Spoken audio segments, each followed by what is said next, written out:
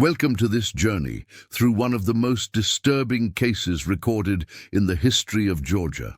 Before we begin, I invite you to leave in the comments where you are watching from and the exact time at which you are listening to this narration. We are interested in knowing the places and times of day or night these documented accounts reach. It was during the harsh winter of 1838 when Savannah, Georgia, first heard the whispers. The Harwood plantation, some 20 miles northwest of the city, had always been known for its prosperity and the peculiar quietness of its grounds. Local residents would often remark how even the birds seemed to avoid flying over its sprawling cotton fields. But it wasn't until February of that year that people began to question what truly happened behind the white columns of the main house. The Harwood estate was owned by Nathaniel Harwood, a man whose reputation in Savannah society had been carefully crafted over 20 years. He was known as a businessman of considerable means, a widower who kept largely to himself except for occasional appearances at church and city council meetings. What few people knew, however, was that the source of his wealth extended beyond merely cotton and tobacco. There was something about the way the light fell across his face during Sunday services that made several parishioners uncomfortable, though none could articulate exactly why. On the morning of February 12, 1838, a young woman was discovered walking barefoot along the Savannah River Road, her clothing torn and her eyes vacant. According to the account later filed by Sheriff Thomas Calloway, the woman identified herself only as Elizabeth, and refused to speak of where she had come from or to whom she belonged. What caught the sheriff's attention, however, was not her disheveled appearance, but rather the quality of her speech and the fairness of her skin. As noted in his report, the young woman speaks as one educated, yet bears no identification and claims no family name. For 3 days, she was housed in the county jail, while notices were posted throughout Chatham County. It was on the afternoon of the 15th when Nathaniel Harwood arrived at the sheriff's office, hat in hand, claiming the young woman was his property, a house slave who had been with the family since childhood and who had recently become troubled in the mind. The sheriff noted something unusual in his journal that evening. Mr. Harwood refused to look directly at the girl when claiming her. When asked her name, he hesitated before saying Betsy, not Elizabeth as she had given. The girl herself remained silent throughout, though I observed her hands trembling severely. What happened next would not become known until many years later, when a collection of letters was discovered during renovations to the old Savannah courthouse in 1966. These letters, exchanged between Sheriff Calloway and his brother in Charleston, revealed suspicions that were never officially documented. "There is something in the girl's eyes," he wrote, "that reminds me powerfully of Harwood himself. I cannot shake the feeling that there is more to this story than a simple case of a runaway." The Harwood plantation sat at the end of a long avenue of live oak trees, their branches draped with Spanish moss that seemed to absorb all sound. The main house had been built in 1793, and local stories told of how 3 craftsmen had died during its construction, falling from scaffolding in circumstances that were never clearly explained. Behind the house stretched 2 rows of smaller dwellings where the enslaved workers lived, and beyond that, almost hidden by a stand of pine trees, stood a small cabin set apart from the others. According to tax records from 1835, Nathaniel Harwood claimed ownership of 47 enslaved individuals. However, parish records indicate that the number of baptisms and burials performed for the Harwood plantation never seemed to align with this figure. The local minister, Reverend James Whitaker, noted in his personal diary, discovered in 1954 during a church renovation, that he had been called to the plantation unusually often to perform last rites, yet was never shown the deceased. After returning to the plantation, Elizabeth disappeared from public record. No mention of her appears in any official document for the next 6 months. It was not until August of 1838 that her name resurfaces, this time in the ledger of a slave trader named Gerald Finch, whose offices were located near the Savannah docks.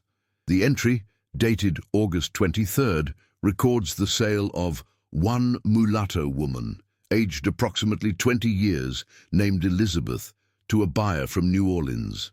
The price paid was significantly higher than market value for an enslaved woman at that time. What makes this transaction particularly notable is a notation in the margin of Finch's ledger. Special instructions from NH regarding transport. No contact with other Harwood property. This entry was underlined twice. The Savannah Morning News, from August 25, 1838, carried a small item on its third page. Prominent planter N. Harwood announces intention to travel abroad for health reasons. His business affairs to be managed by Mr. Samuel Whitfield until his return. Harwood would not be seen in Savannah again for nearly a year. During the renovation of St. John's Episcopal Church in 1959, workers discovered a hidden compartment beneath the floorboards of pew number 16, the pew that had belonged to the Harwood family. Inside was a small leather-bound journal. The journal contained entries written in a delicate, educated hand, spanning from 1830 to 1838. Though the first page had been torn out, removing the owner's name, the content made it clear that the writer was a young woman living at the Harwood plantation. The most revealing entry, dated January 10, 1838, reads, "Father continues to deny the truth, even to himself. Yesterday he looked through me as if I were a stranger, though we share the same eyes. Mother's letter remains my only proof, and I fear what will happen should he discover I have it. The new overseer watches me constantly. I must find a way to reach Savannah and the lawyer mother mentioned." Church records indicate that Nathaniel Harwood's wife, Catherine, had died in childbirth in 1818. The infant, a girl, was recorded as having died as well. However, baptismal records show that a female child named Elizabeth was baptized at St. John's Church just 3 months later, listed as ward of N. Harwood. The mystery deepened when, during an archaeological survey conducted in 1964, researchers from Emory University uncovered the remnants of a small schoolroom behind the main house of the former Harwood plantation. Among the items recovered were primers, a slate board, and several books in French and English. According to the plantation's inventory from 1825, no such schoolroom was ever officially documented, and education of enslaved people was prohibited by Georgia law at that time. The investigation into what truly happened at the Harwood plantation might have ended there had it not been for the persistence of one researcher. Dr. Margaret Forsyth, a historian specializing in antebellum Georgia, came across the case while researching women's experiences in the pre-Civil War South. In 1963, she tracked down a descendant of Samuel Whitfield, the man who had managed Harwood's affairs during his absence. In the attic of the Whitfield family home in Atlanta, she discovered a locked chest containing correspondence between Whitfield and Harwood during the latter's time abroad.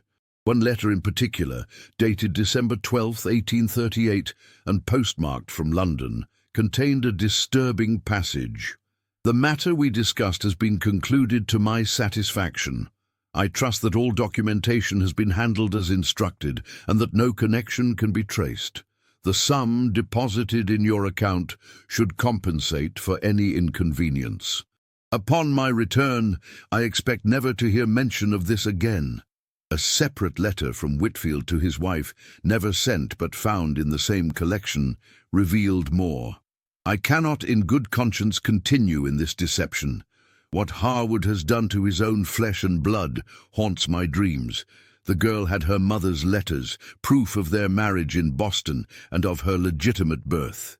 Rather than acknowledge his daughter by his legally wedded wife, he chose to erase her existence when questions began to arise about her unusual status in his household, that he would sell his own child rather than recognize her rightful place. I can scarcely comprehend such depravity." The paper trail grows cold after Harwood's return to Savannah in September of 1839. Parish records show he resumed his place in society, though several accounts mention a marked change in his demeanor. The diary of Mrs. Eleanor Bradford, a prominent Savannah socialite, notes that Mr. H has returned from abroad much altered. His hair has gone entirely grey, and he starts violently at sudden noises. He no longer entertains, and has twice been observed talking to himself on the street. In 1842, Nathaniel Harwood died in what was officially recorded as a hunting accident. The coroner's report, however, contains some curious details.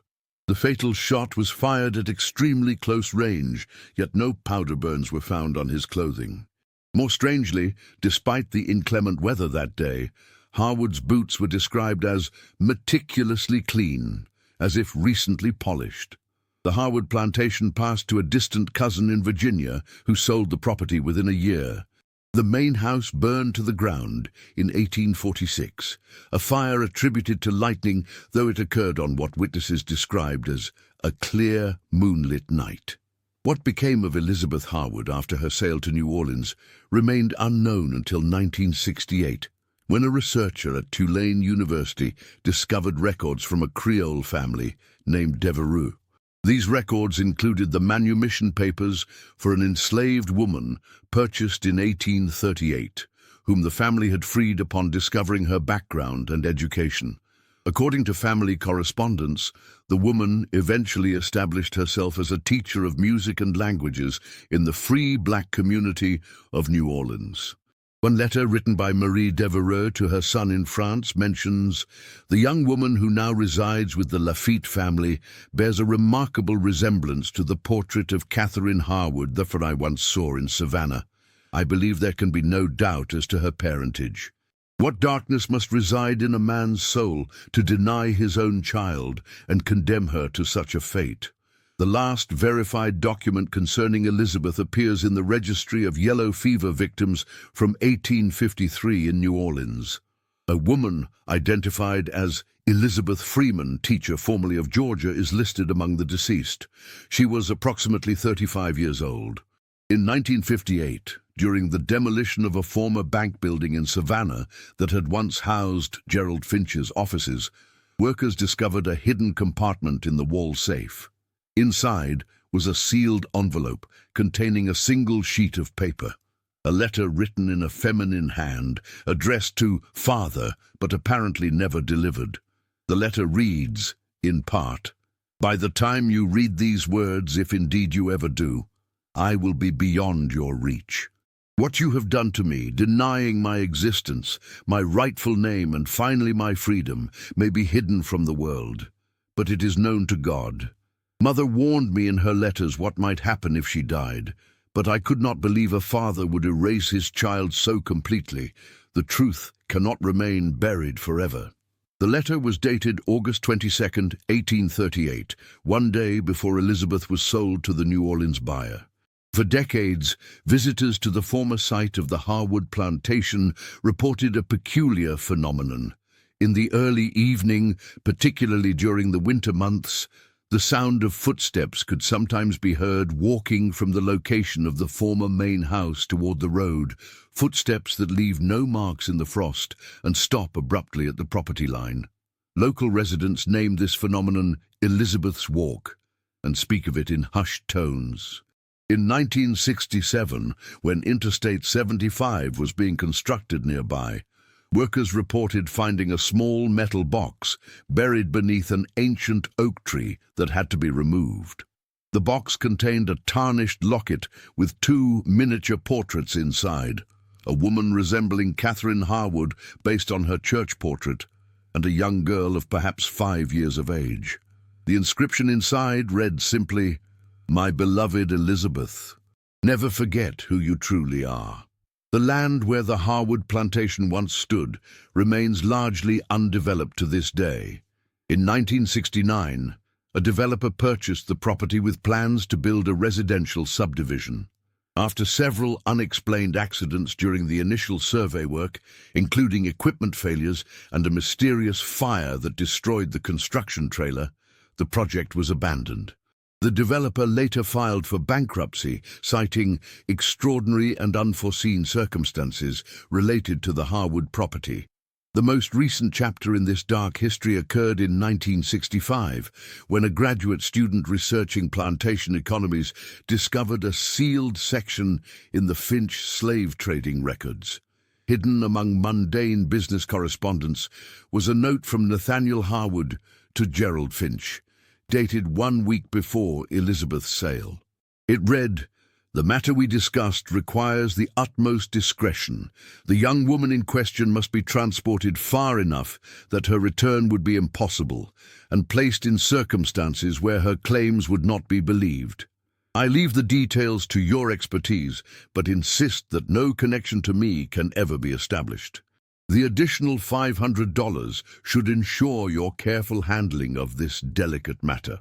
Local historians have attempted to locate any living descendants of Elizabeth Harwood in New Orleans, but the trail seems to end with her death in 1853. However, the Devereux family papers mention that she formed an attachment with a musician named Joseph Lafitte, though no record of marriage has been found. What remains of this tragic story are fragments, documents, letters, and artifacts that paint a picture of a father's ultimate betrayal. A man who, rather than acknowledge his daughter's legitimate claim to his name and fortune, chose to sell her as property. The psychological horror of Elizabeth's experience, raised in secret isolation, educated yet enslaved, and ultimately betrayed by her own father, stands as a testament to the darkest capacities of the human soul. Perhaps the most chilling aspect of the story is how close it came to being lost entirely. Had Elizabeth not attempted to escape that February, had Sheriff Calloway not noted his suspicions, had the hidden documents not been discovered decades later during renovations and construction, Nathaniel Harwood's secret might have remained buried forever, just as he intended. In the courthouse archives of Savannah, the original sheriff's report of Elizabeth's discovery still exists, now yellowed with age. The final line reads, "There is something in the girl's countenance that suggests she knows far more than she reveals. I cannot help but wonder what truths lie buried beneath her silence. Some truths, it seems, refuse to remain buried. They echo through time like footsteps on a frost-covered path, leaving no visible trace, but heard nonetheless by those who listen closely enough. To this day, locals avoid the former Harwood land after sunset. They speak of sudden cold spots, even in summer, and the sensation of being watched from among the trees that have reclaimed the once cleared plantation grounds. Whether these phenomena have any connection to the tragedy that unfolded there in 1838 is a matter of speculation. What is not speculation, however, is the documented evidence of a father who chose to sell his own daughter rather than acknowledge her rightful place in his life, a betrayal so profound that its echoes continue to resonate nearly 2 centuries later in the collective memory of a community. The final known document relating to Elizabeth Harwood is a brief mention in the journal of a New Orleans doctor who attended yellow fever victims in 1853. He wrote, "Among today's losses was a remarkable woman, teacher to many of the city's free colored children. With her final breath, she asked me to record that she was Elizabeth Harwood, daughter of Catherine and Nathaniel, born free and dying free. I know not what significance this holds, but I honor her last request here. Some stories end with resolution, with justice served or truths acknowledged. The story of Elizabeth Harwood offers no such comfort. It stands instead as a stark reminder of how easily power can be wielded to erase identities, sever family bonds, and bury inconvenient truths. But it also demonstrates how fragments of truth can survive, reassembling themselves piece by piece across decades until a more complete picture emerges from the silence. In the archives of Emory University, a collection now known as the Elizabeth Harwood Papers preserves what little remains of her story. Researchers and students still pore over these documents, searching for additional clues that might fill the remaining gaps. Each year, on the anniversary of her documented escape, February 12th, a small group gathers at the site of the former plantation to leave flowers beneath the single remaining live oak tree, now estimated to be over 300 years old.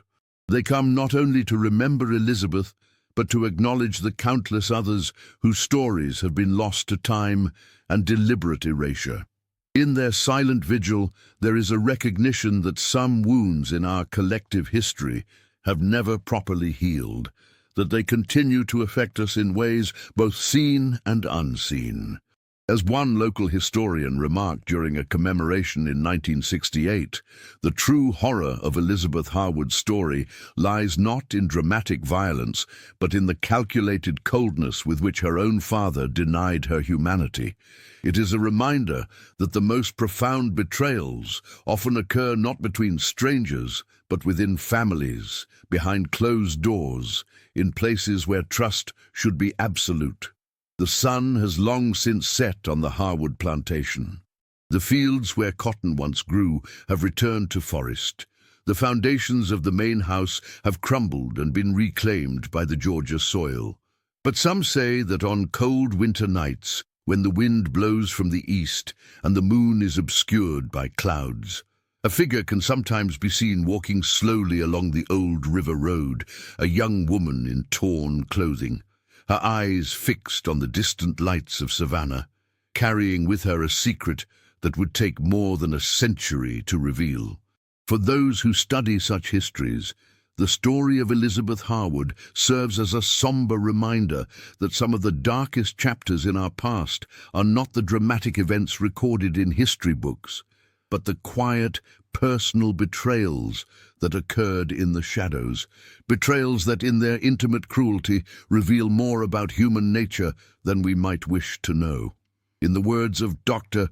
Margaret Forsyth, whose tireless research brought much of this story to light, the horror of what happened to Elizabeth Harwood lies not in supernatural elements or graphic violence, but in the recognition that such calculated betrayal by a father of his own child represents a failure of our most fundamental human connections.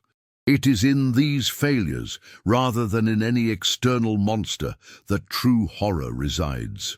The light of historical inquiry continues to illuminate dark corners of our past, revealing stories that some would prefer remained hidden. The account of Nathaniel Harwood and his daughter Elizabeth stands as testimony to both the depths of human callousness and the persistence of truth across time. Listen carefully enough, and you might still hear the echoes of footsteps on the old river road, a daughter walking toward a freedom that should never have been denied her, carrying with her documents that would eventually expose a father's unforgivable betrayal. The Savannah Historical Society archives contain a curious document that adds another layer to this already disturbing narrative. In 1840, 2 years before his death, Nathaniel Harwood made substantial donations to 3 different churches in the area.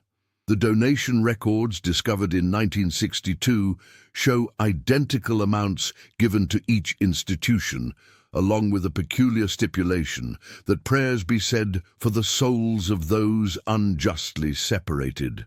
No further explanation was provided, and the clergy apparently asked no questions of a man whose generosity was so readily displayed. A journal belonging to Harwood's personal physician, Dr. William Crawford, shed some light on his final years.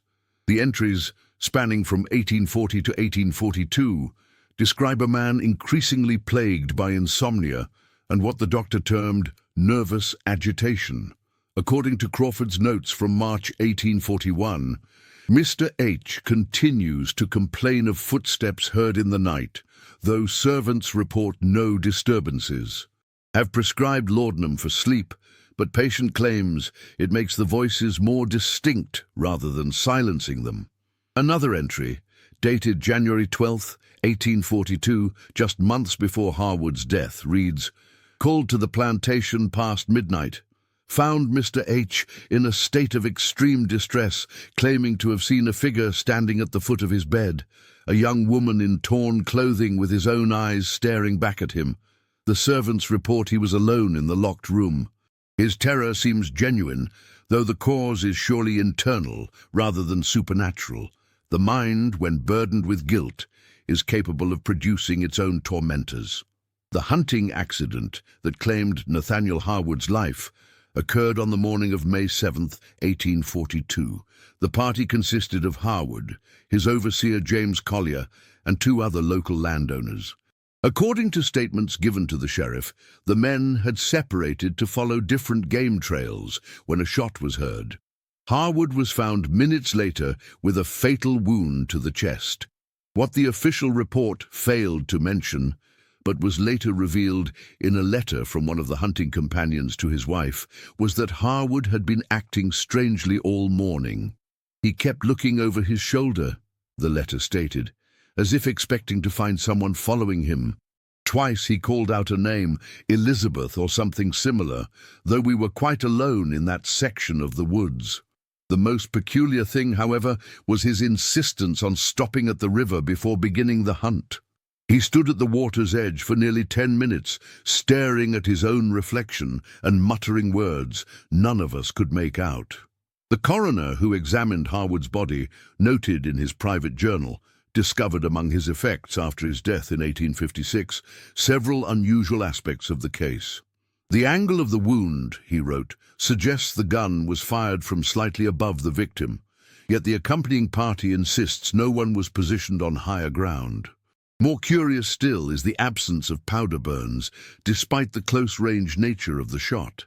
Most puzzling of all is the expression frozen on the deceased's face, not one of pain or surprise, but rather a strange look of recognition, as if he had seen someone familiar just before the fatal shot. No charges were ever filed in connection with Harwood's death.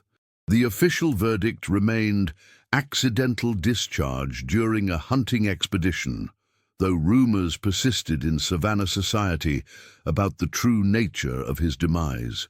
One particularly persistent story, recorded in the diary of Reverend Whitaker, claimed that Harwood died with the name of his long-absent wife on his lips, calling out to Catherine as if she stood before him in those final moments. The subsequent history of the Harwood plantation adds another layer to this tragic narrative. After passing to Harwood's cousin in Virginia, the property changed hands multiple times in rapid succession. No owner managed to make the land profitable, despite its previously high yields.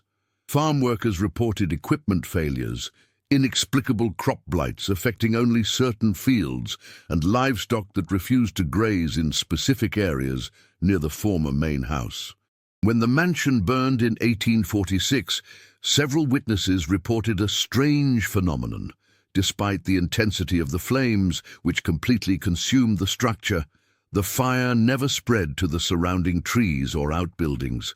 Even more peculiarly, a single room, later identified through floor plans as Harwood's personal study, remained untouched by the flames, though it stood in the center of the inferno. Inside this preserved room, according to the account of Fire Captain Jeremiah Brooks, they found a woman's locket on the desk, open to reveal portraits of a mother and child, with no sign of how it came to be there. The locket disappeared from the evidence collected by local authorities and was not seen again until its rediscovery more than a century later beneath the oak tree. In New Orleans, Elizabeth's brief life as a free woman left few official traces, but oral histories preserved by the free black community provide glimpses of her final years. These accounts, collected by researchers from Dillard University in 1962, describe a woman of uncommon dignity who spoke little of her past but devoted herself to ensuring the children she taught understood their own worth. One particularly moving testimony came from Honoré Lafayette, who as a child had been one of Elizabeth's music students. In his 90s, when interviewed, he recalled, "She had the most remarkable eyes, light-colored, almost golden in certain light. She taught us more than just notes on a page. She would say, "Remember who you are, no matter what others call you." During the yellow fever, when many fled, she stayed to care for the sick. She said she knew what it meant to be abandoned and would not inflict that pain on others. Another former student, Marie-Claire Dubois, remembered Elizabeth's peculiar reaction whenever slave traders passed through the streets. She would stop speaking mid-sentence and turn completely still, like someone turned to stone. Once I saw her press her hand against a letter she kept in her pocket, as if to reassure herself it was still there. After the traders passed, she would say something that stayed with me: "The worst chains are those you cannot see." The yellow fever epidemic that claimed Elizabeth's life swept through New Orleans in the summer of 1853, killing nearly 8,000 residents. According to hospital records, Elizabeth served as a volunteer nurse until contracting the disease herself in late August. The doctor who recorded her final statement about her true identity also noted, "Though delirious with fever, the woman maintained a remarkable clarity about certain matters. She made me promise to send word of her passing to the sheriff of Chatham County, Georgia, a curious request I fulfilled, though I understood not its significance." This letter, discovered in the effects of Sheriff Calloway's son in 1957, had apparently never been opened. Inside was a simple message: "Elizabeth Harwood, once known to you as a nameless fugitive, has departed this life as a free woman, her true identity reclaimed. May this knowledge bring peace to those who sought justice on her behalf." In a cruel twist of fate, this notification arrived in Savannah just 1 week after Thomas Calloway himself had succumbed to a stroke. Whether he ever learned the final chapter of the story that had troubled him 15 years earlier remains unknown. The Harwood bloodline did not end with Nathaniel's death. Records from the Virginia branch of the family show that his cousin had 2 sons, both of whom later moved west during the gold rush. Descendants of this line still exist today, though many changed their surname during the 20th century, perhaps to distance themselves from the family's troubling past. More intriguing is the possibility of Elizabeth's own descendants. While no marriage record exists, the testimony of several contemporaries suggests her relationship with Joseph Lafitte resulted in at least 1 child. Parish records from St. Augustine's Church in New Orleans list the baptism of a Marie Elizabeth Lafitte, daughter of Joseph, in 1849, with no mother named, a common practice for children born to mixed-race or complicated family situations. This child would have been only 4 years old when Elizabeth died. Her subsequent fate is not documented in any official records discovered thus far. However, oral histories from New Orleans' Treme neighborhood mention a light-skinned music teacher who carried a gold locket containing portraits of her mother and grandmother, active in the community from the 1860s through the 1880s. The possibility that Elizabeth's lineage continues unbroken to the present day adds another dimension to this historical tragedy, descendants who may carry her blood without knowing the remarkable story of their ancestor. In 1967, the Georgia Historical Society placed a small marker near the site of the former Harwood plantation. The plaque makes no mention of Elizabeth specifically, noting only that the land was once the site of significant historical events relating to the antebellum period. Local residents, however, have their own way of remembering. For generations, parents in the area have told their children never to walk alone on the river road after dark, lest Elizabeth mistake you for the one she seeks. The documents that first led to Elizabeth's desperate flight from the plantation, her mother's letters proving her legitimate birth and rightful status, have never been found. Some historians speculate they were destroyed by Nathaniel Harwood after recapturing his daughter. Others suggest Elizabeth may have concealed them somewhere on the plantation grounds before her second permanent departure. If the latter theory is correct, these crucial pieces of evidence may still lie hidden somewhere beneath the Georgia soil, waiting to be discovered. In the absence of these documents, historians have pieced together a probable timeline of events based on available evidence. Catherine Harwood, née Catherine Prescott of Boston, apparently met and legally married Nathaniel during one of his business trips north around 1817. She returned with him to Georgia, but died giving birth to their daughter in 1818. Why Nathaniel chose to hide his legitimate marriage and deny his daughter her rightful place remains a matter of speculation. Some historians point to potential financial motivations. Catherine may have come from a family opposed to slavery, and acknowledging the marriage could have complicated his business affairs. Others suggest more personal reasons, perhaps related to Savannah society's strict social codes or his own complex relationship with his deceased wife. What is clear from the evidence is that Elizabeth was raised in a strange limbo, educated as would befit a planter's daughter, yet kept isolated from society and officially categorized among the enslaved people he owned.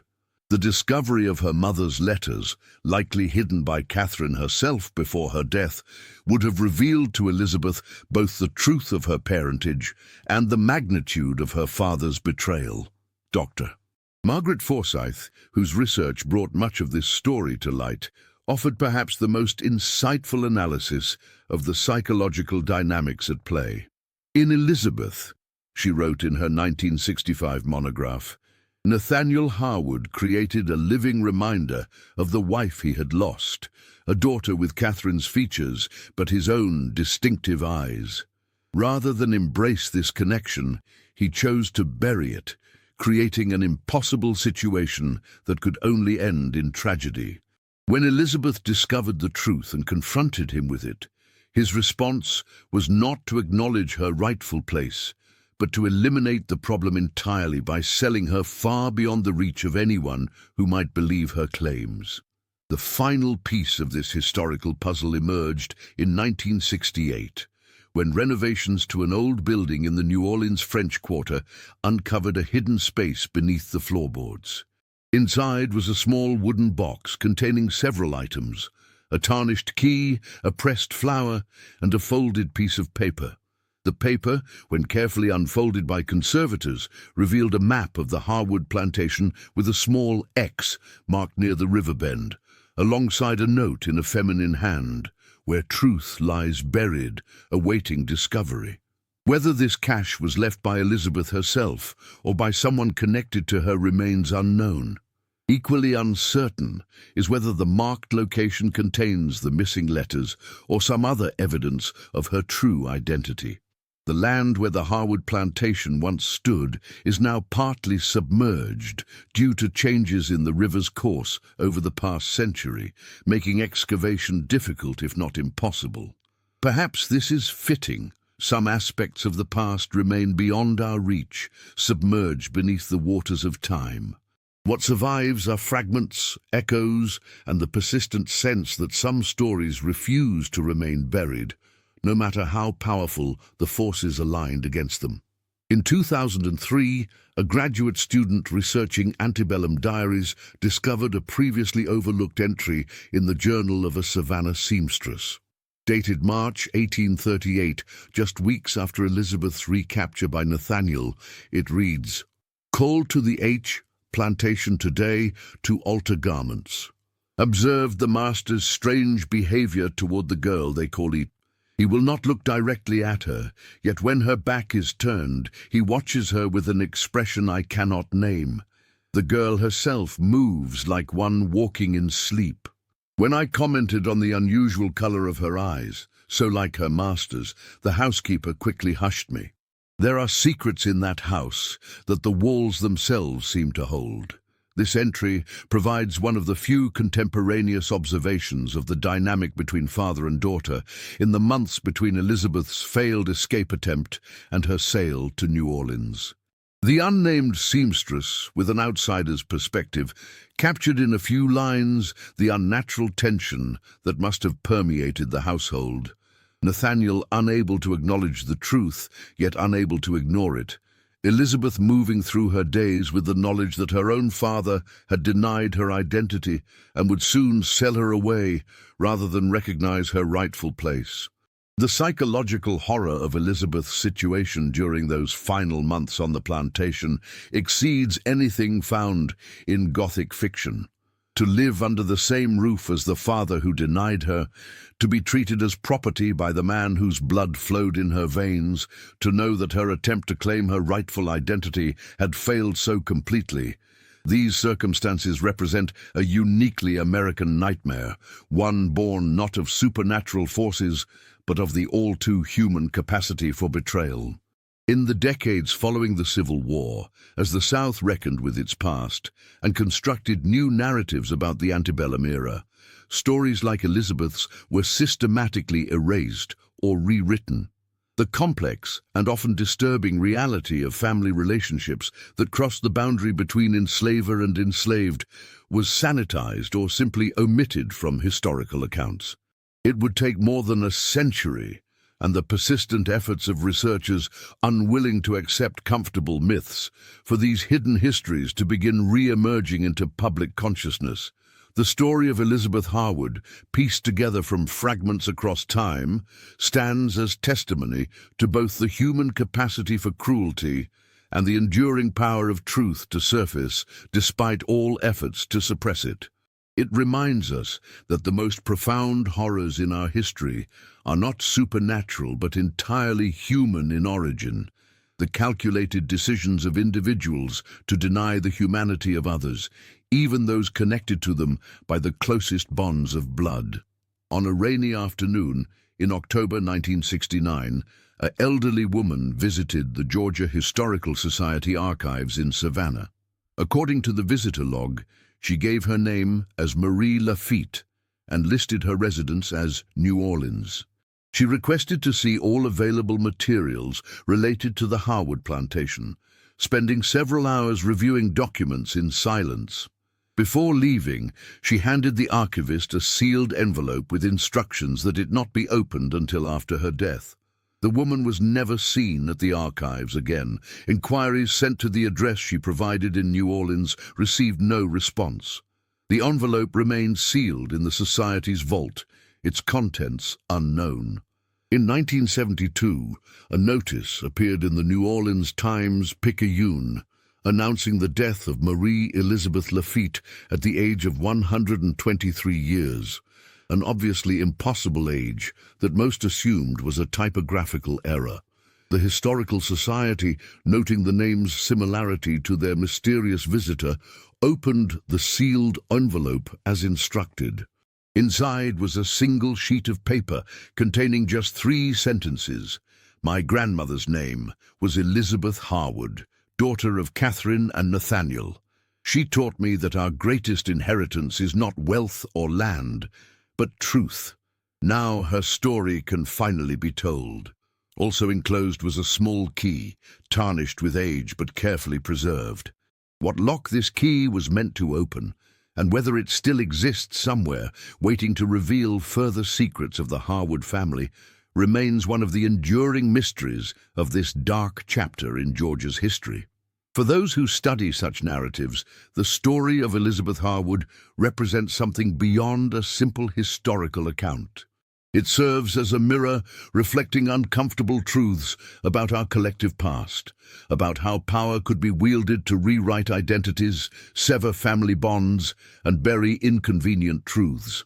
But it also demonstrates the remarkable resilience of truth itself, how it persists in fragments, in whispers, in unexpected discoveries that gradually reassemble themselves across decades until a more complete picture emerges from the silence. As visitors walk the quiet trails that now cross the former Harwood lands, few realize they are treading on ground haunted not by supernatural specters, but by the echoes of real human suffering and betrayal. The true ghost that lingers here is not Elizabeth's restless spirit, but the uncomfortable knowledge of what one man was willing to do to his own daughter, a betrayal so profound that its implications continue to resonate nearly 2 centuries later. The final word on this tragic history perhaps belongs to Elizabeth herself, through the single, authenticated piece of writing known to have survived in her own hand. On the back of the map discovered in New Orleans in 1968, barely visible and overlooked in initial examinations, conservators found a message written in faded ink. "I was born Elizabeth Catherine Harwood, daughter of Nathaniel and Catherine, heir to all that was theirs by right of blood and law. Though he denied me in life, time will restore what truth demands. Some chains can be broken, some stories must be told." And so her story has been told, assembled piece by piece across the years, a testament to the endurance of truth and the ultimate failure of even the most determined efforts to bury it forever. In sharing this account, we honor not only Elizabeth's memory, but also the fundamental human right to identity, to family connection, and to the acknowledgement of one's rightful place in the world. Rights denied to her in life, but perhaps, in some small measure, restored through the recovery of her remarkable story. On winter evenings, when the mist rises from the Savannah River and darkness settles over the Georgia countryside, locals say you can sometimes hear the sound of footsteps on the old river road, not hurried or frantic, but steady and purposeful. They are the steps of someone who knows exactly who she is and where she belongs, walking toward a truth that can no longer be denied. For in the end, the most haunting aspect of Elizabeth Harwood's story is not that it happened, but that it nearly vanished entirely, erased by the same deliberate intent that had erased her identity in life. That her narrative survived at all, emerging piece by fragmentary piece over more than a century, stands as a powerful reminder that some truths refuse to remain buried, no matter how deeply we try to enter them. The land where the Harwood plantation once stood is quiet now. The cotton fields have returned to forest. The main house exists only as a faint outline of foundation stones, and the river has changed its course over the decades, washing away some sections of the former estate. Nature, in its patient way, has reclaimed what human ambition once seized and transformed. But for those who know where to look and how to listen, the story remains, not in ghostly manifestations or supernatural occurrences, but in documents preserved in archives, in oral histories passed down through generations, in objects unearthed from their hiding places, and in the collective memory of a community that has learned, however belatedly, to acknowledge the uncomfortable truths of its past. Elizabeth walks still, not as a restless spirit, but as a symbol of truth's persistence against all efforts to suppress it. Her footsteps echo not in the supernatural realm, but in the continuing work of historians, researchers, and ordinary citizens committed to recovering and preserving stories like hers that illuminate the darker corners of our shared history. In that persistence lies the final lesson of this narrative, that the greatest horror lies not in what we might imagine lurks beyond the veil of death, but in what we know with certainty occurred on this side of it, in the calculated cruelty of a father toward his daughter, in a society that enabled such betrayal, and in the systematic erasure of lives deemed inconvenient to the prevailing narrative.